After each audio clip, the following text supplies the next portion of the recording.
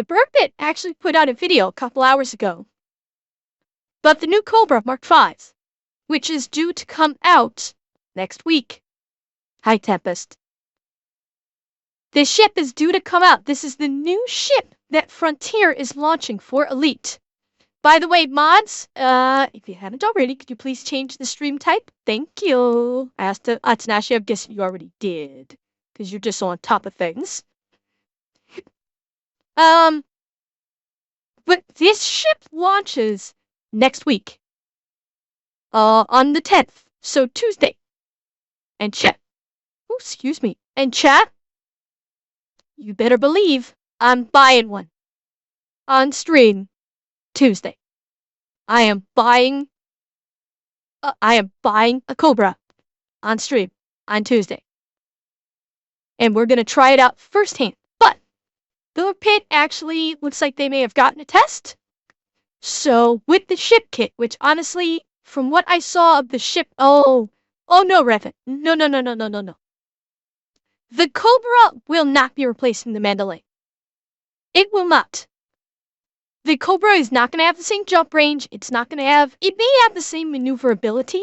I don't think it's going to have the same speed. The Mandalay is still going to be the meta for explorers and fuel rats, because the jump range is going to far exceed what the Cobra can handle. However, the Cobra is an excellent multi-purpose ship. It is what we would classify as a very good all-arounder. So it can do just about anything okay. And it's not expensive. Cobra ships are typically very inexpensive. It's like, I think the Cobra Mark III, which is what is currently in the game, it's like 300,000 or 500,000 credits, which is literally nothing. You could do a couple of data courier missions and afford a Cobra. I suspect the Cobra Mark V, when it actually hits the stores for credits, is probably going to be 1 million, 1.5 million credits, because it is a small ship. So I do think it's going to be about 1 or 1.5 million credits, which is still not much. It honestly isn't.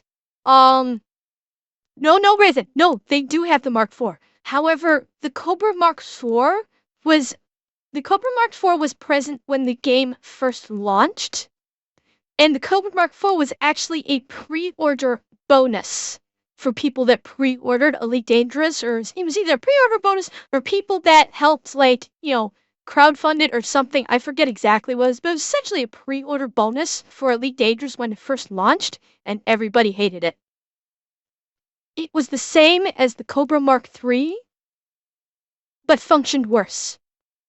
And so they never released it onto the open market to buy for credit. So the only people who own Cobra Mark IVs are those that had pre-orders for the game. Those are the only people that have them. And the only reason why they still have them in their repertoire is just to basically be a collector's item. Nobody flies them, because they're kind of shit ships. The Cobra Mark V is supposed to be really good. It's basically almost the same as the Cobra Mark III, but it's got a better power delivery system. Got a better power distributor. So I'm anxiously anticipating, because it looks great. So Burr Pit was able to test out with the ship kit. So let's see how it looks. As part of the Frontier Development's Elite Dangerous Content Creators Partner Program, we've been granted an early access look at the 4th new ship to enter the game this year, and it still feels weird saying that, the Cobra Mark V. As a result, we can show you exactly what the ship looks and sounds like, and talk a little about its handling and where it might sit in the game before you decide whether you're going to drop some arcs on the thing when it arrives in 6 days time with the Cobra Mark V update on the 10th of December. The Cobra Mark V is very much... I will say right off the bat, I don't like this front end of the ship kit. This doesn't look good. These front fins, I don't like that. Being deployed by FDev at this point in the year and at this point in the life of the game as part of the anniversary celebrations commemorating the launch of Elite Dangerous, which is now a decade ago.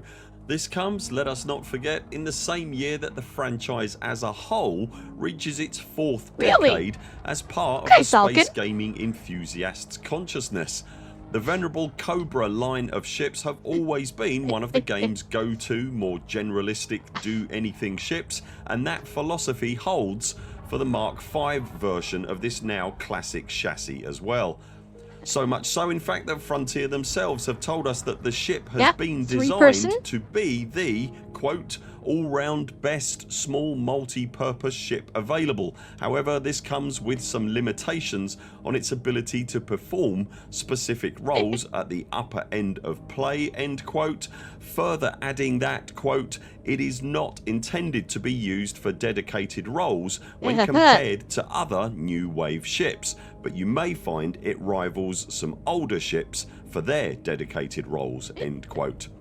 As with all of FDev's new generation ships now entering the game, the Cobra Mark V natively supports the game changing Super Cruise overcharge technology. You'll remember that we nicked that from the Thargoid Titans after spilling their half cooked internals all over numerous star systems. Yay science. The new Cobra is the first small class vessel. No. Burr Pit, you gotta say it with authority. Yes, science! Gotta get some Jesse Pinkman on there, man. Come on, Burr Pit. To natively support SEO, and I can confirm that it supports the back engineered alien tech with aplomb. I'm guessing its reduced mass is giving it a significant advantage as it quite happily pulls an eye blistering 7,000 times the speed of light with the throttle. Holy fuck! That is insane! Okay, that's fucking good. Wait, Falcon, it's multi-purpose. It can be explorer, it can be a fighter, it can be a miner, it can be anything. It's like a multi-purpose role, so it's like an all-rounder. But, so, okay, chat, the reason why I'm flipping the fuck out about this. So, all other ships in Elite Dangerous, with the exception of the Mandalay, when you go into Super Cruise Overdrive, you are going to be able to achieve a maximum Super Cruise Overdrive speed of 5,000 C. The Mandalay can only reach 4,000 C. The trade-off on that is when you're in Super Cruise Overdrive, it sips your fuel versus guzzles your fuel. So you can stay in Super Cruise Overdrive a really long time and not drain your fuel tank. All the other ships, when you're in Super Cruise Overdrive, it drains your fuel tank really fast. Like, really fast. Whereas, so like, on a full tank of fuel, when you engage Super Cruise Overdrive on any of the other ships, you can go approximately 300, and no extra fuel tanks on board, you can go approximately 300,000 light years. Light seconds, excuse me. 300,000 light seconds approximately before your fuel tank is basically empty. That's with all the other ships, including the Python Mark II and the Type A. If you Super Cruise Overdrive, you'll get about 300,000 light seconds, and then your fuel tank is going to basically be on empty at that point. The Mandalay, even though it only maxes out at 4,000 C, you can travel for 1.5 million light seconds before you get to the point where you have to stop because your fuel tank's about to run dry. So that's the trade-off. The Mandalay goes 1,000 C slower than all the other ships, but it sips fuel versus guzzles fuel. That's the trade-off. The Cobra fucking puts them all to shame with a goddamn 7,000 C SCO speed. That is insane. That is unbelievably fast for an SCO ship. And we'll see if Burr Pit addresses this. What does it do for the fuel consumption? I'm very curious.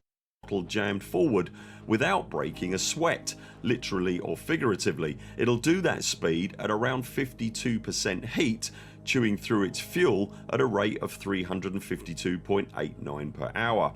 More than enough speed and efficiency to cover some hilarious distances and still survive the journey. While we're talking firsts, as well as being the I'm gonna first test small it. vessel, That's one of the first things I'm gonna test when I get it on Tuesday. I'm punching that thing into SCO and seeing how far we can go on a single tank of fuel. to support SCO, the Cobra is also the first small vessel to sport 3 seats.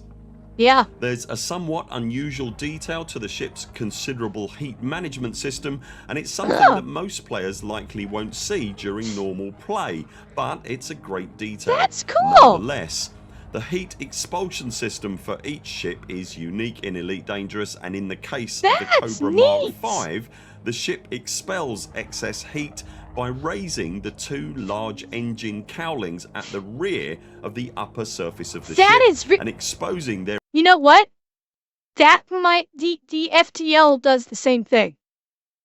The FTL does heat management. Obviously, it's not this big. The FTL has 2 circular pylons that rise up with these heat vents to expel excess heat. So that's really cool. Core to the cold vacuum of space. The ship sports 4 utility mounts compared to the Cobra Mark III's 2 utility mounts, and in addition to the hardpoint configuration carried over from the Mark III version of DeLacy's venerable workhorse, an additional extra 2 hardpoints, giving it the total of 3 Class 2s and 2 Class 1s. Decent. On the upper surface of the ship, the twin Class 1 hardpoints are either side of the cockpit, and the extra Class 2 hardpoint sits between the engines to the rear of the ship. The final twin Class 2 hardpoints are on the underside, underslung on either side of the cockpit. I like that And while positioning. we're mentioning the cockpit, the Cobra Mark V is the only one of the new ships this year that features an entirely new remodelled cockpit interior space, meaning the 3 seats inside are able to take full advantage of the ceiling to floor wall of glass observable space that the ship features. The core internals you can see listed on screen now are all and Kevin, yes, it has very good maneuverability, but you know what? The Mandalay has also got that same kind of really high class maneuverability as well. That's one thing I love about the Mandalay. In addition to its jump range and speed, it's highly maneuverable. Now this could be even more maneuverable, which I'm gonna play around with, but we'll see. Exactly the same as the Cobra Mark III, except when it comes to the power distributor. The Mark V featuring a Class 4 instead of the Cobra distributor. Did that just... The Mark V featuring a Class 4 instead of the Cobra. Chat, did you see that? Okay, it's hard to see because the words are in the way. Look at the wing tips. Okay, notice how the wing tips are folded up right now. Watch. Distributor. The Mark V featuring a Class 4 the wing instead tips fold of the Cobra out. Mark III's Class 3. Being a very dedicated multi-role ship, however, it's the optional internals that will define what jobs a given Mark V will take on, and it's here that the ship shows its flexibility, sporting 1 Class 5, 3 Class 4s, 3 Class 3s, 1 Class 2 and 2 Class 1s. Just like the previous generation Cobras, the Mark V is fast and nimble in normal space. With minimal engineering or indeed any specific thought given to it, we were getting 631 meters a second out of the ship's continuous boost. We've heard tell... Wait. I need to hear that again. Engineering or indeed any specific thought given to it, we were getting 631 meters a second out of the ship's continuous boost.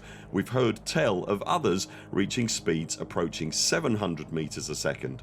Coupled with its manoeuvrability, it's more than enough to get the extremely nimble ship out of just about any sticky situation, or indeed, in the right hands, run rings around most opponents. A-rated, and again with light engineering and minimal thought given, you can easily get 35 light years out of the frameshift drive. With a class 5 Guardian frameshift booster, you can expect to put another 10 light years on top of that. Nice. Boost audio is always a huge part of any new ship in the game, but with the Cobra Mark V here at the pit, we couldn't personally determine any particular huge difference between it and the Cobra Mark III, but we're thinking perhaps that's to be expected, as it is, after all, a true variant rather than something like the Mandalay. In regards to any future ship interior speculation, Atanashi?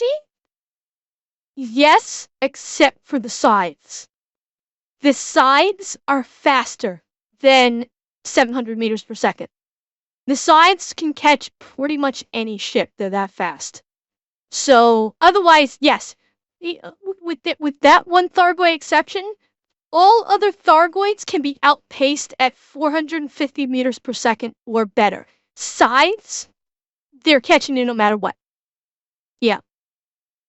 Or at the very least, changes okay, Neural, in have how a good we night. might enter ships in the future, perhaps bypassing the blue holographic tunnel of despair, we can confirm that whilst you can indeed walk most of the way up. Hi, Hanabi! How's it going? Hello! Hi! How are you? How's it going? Well, Mons, can you give 11 a shout out for me? How is it? How was your stream? Did you guys have a good stream, I hope?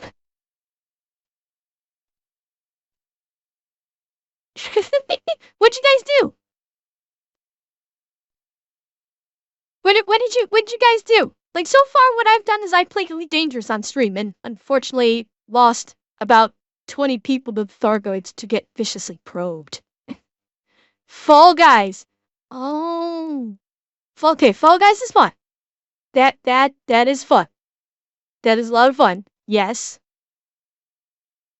I'm glad you had fun. Shoot walking for fun. Oh. I'm well. Well, I'm glad you had a great stream. Glad you decided to come here for the raid. Thank you so much for it.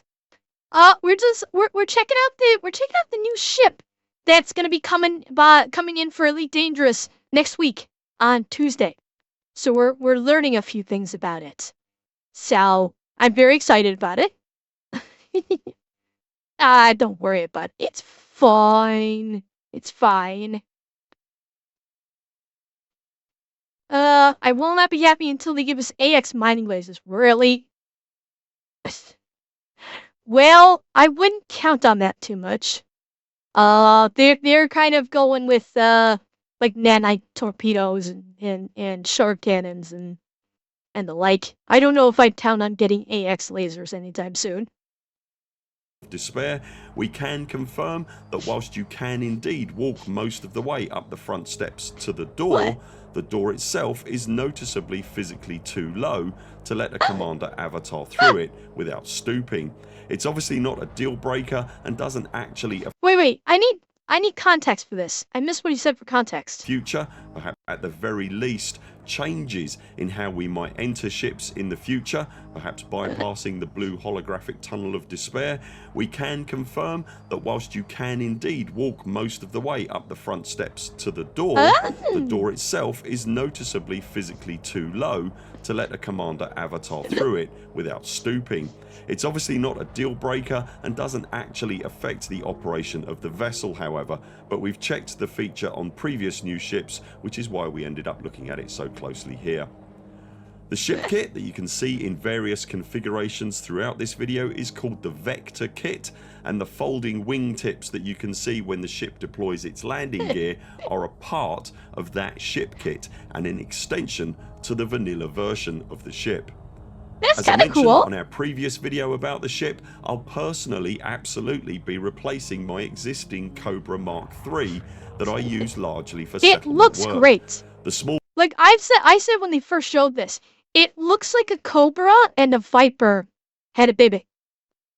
This looks like a marriage of design between Cobra and Viper. 100%. And it looks good for it. Footprint coupled with the hilarious speed and Super Cruise overcharged efficiency make it, for me, absolutely ideal in that role. I much Practicalities aside, what? You know what? But here's the thing. With the ship kit, you can put it on in pieces.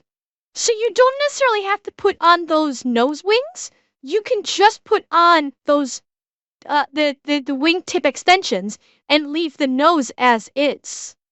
That's something to think about. I have to say the Cobra Mark V is huge fun to fly, and I personally really enjoy the aesthetics of it. It's an ideal signature to end this landmark year with Elite Dangerous and a beautiful celebration piece for the game's 10th anniversary. As a reimagining of the now iconic Cobras, the Mark V's features, handling, agility, speed and appearance beautifully exemplifies the bold directions the game is now taking itself in as we begin to move into the post-Thargoid War era. Now that you've had a closer look at the ship, do you think you'll pick I'll let him finish. one up in early access? Yes. Did you pick up any of the other new ships this year in early access? And now we've had a whole year of 4 new ships to the game. What do you feel about the direction the game is heading in? Let us know in the comments below. If you've enjoyed this video, be sure to like and subscribe so YouTube shows you all our content. And so you don't have to put these pieces on if you don't want to. You can just have these, Patreon. Links which to that would look cool. And everything we've talked about in this video you'll find linked below. That's it for now. Thanks very much for watching. We very much look forward to seeing you next time. Yes, the Mandalay still rocks. It does. But that Cobra looks really nice. I mean, obviously I'm getting one. But that look... I mean, it's probably not going to replace my Mandalay Azrak ship. But it's a great looking ship. The Super Cruise Overdrive is impressive. That is really damn impressive. That's